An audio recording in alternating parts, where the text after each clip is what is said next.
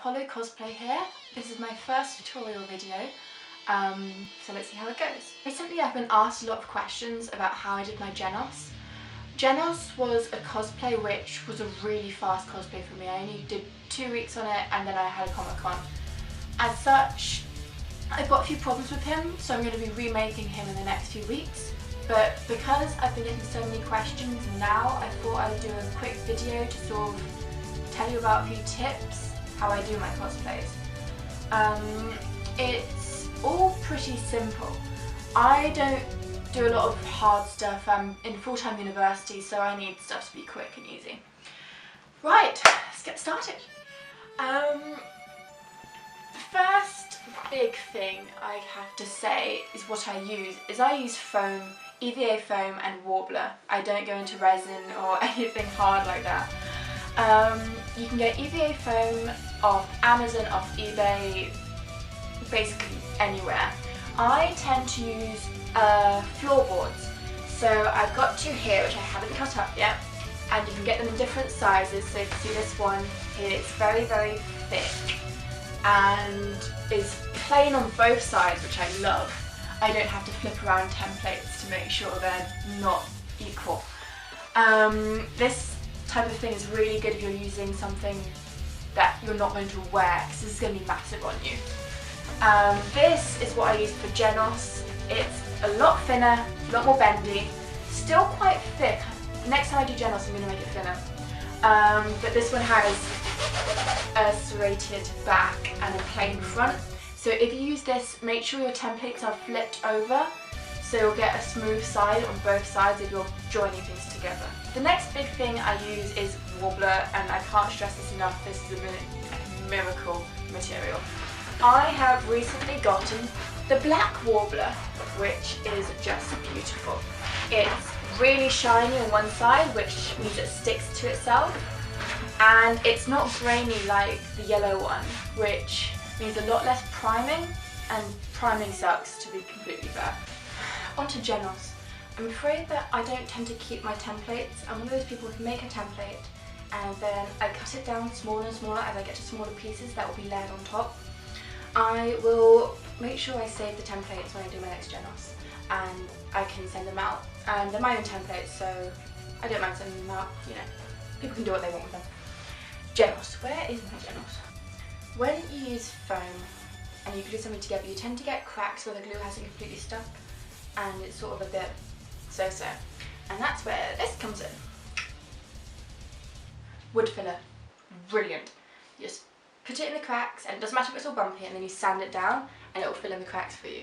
And then you can put the Warbler over the top, and it's just smooth, it's beautiful.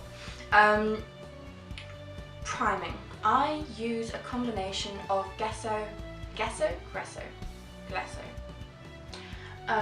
and primer spray paint, and I alternate them with sanding in between, and I just keep doing that and keep doing that, and I can show you the difference. This is from my Loki. Now, Loki was the first cosplay I ever made, and the first prop I ever did, and as you can see here, it's good because I painted it, if I do say so myself.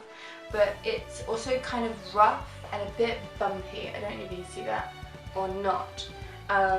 It's not as smooth compared to this, which was the last bit of the Loki cosplay I made, which has prime.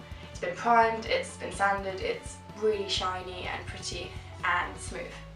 So that's kind of the difference, and like this has had the same treatment to it. Wiring. I don't use the strips of LED wires just because they're not that flexible when it comes to trying to put them in a circle here. You can cut them up and then rewire them in, but that's sometimes a bit, I don't know about that. What I do use is something like this. It's a single LED wire. This one's 3mm LED wire. And it's been pre-wired, and it has a little resistor already pre-wired in. And the resistor just makes sure everything's safe and cool and happy-go-lucky. And I get a lot of these. My Genos has a lot of lights. Now, I haven't finished wiring, but I did a quick mock-up of how I'm going to wire it with no connections on. It's a lot of wires. It's a lot of wires. So these are the forearms, upper arm wires, and finally the wires that will be in the shoulders. I'd recommend solder, and if you don't have solder then wiring tape. And it's all just one single closed circuit, you're not doing anything special. Eventually it's going to be that these LEDs will be connected permanently into the Genos, and then I can just click them into the main power supply and I can run them. And as you can see, they're really pretty. Next, the hands. The hands, I must admit, I kind of borrowed from another fandom. These are the hands from the Iron Man fandom, the Iron Man costume. As you can see, it's a bit like an arc reactor type shape here, but I've taken away the divisions between the fingers just because I don't like them. And it's easier to have a knuckle out, which means I've got more maneuver ability. There's a hole in the center. Now I use these. These are really useful. They're sold online by an eBay seller. I'll put his description, his address below. And what they are is they are little lights inside here. They come in different colours, but I've got the white one. And they have a push button at the back. So when I put it in here, which I need to glue in place, but I haven't done that yet, I'm a bit lazy. And you put your hand in, and it does this, because you push against it with your palm and it'll turn it on. Very useful, highly recommend. The fingers, they're horrible, to be completely honest. They are hard to do and they are annoying to wear.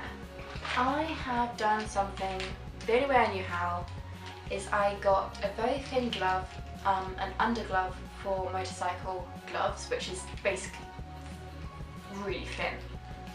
And I made these little links out of warbler, and then I spray painted them. And then I sewed the top link to the top of the finger. I didn't use glue because then I'd stick my fingers in the gloves and glue the gloves to my hands, because that is always a really attractive thing to have. They can be worn quite easily, but when you wear them you have no sense of the outside world. You're going to need a helper.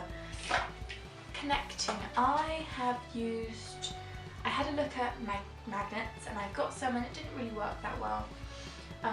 So what I have is a very tight undershirt,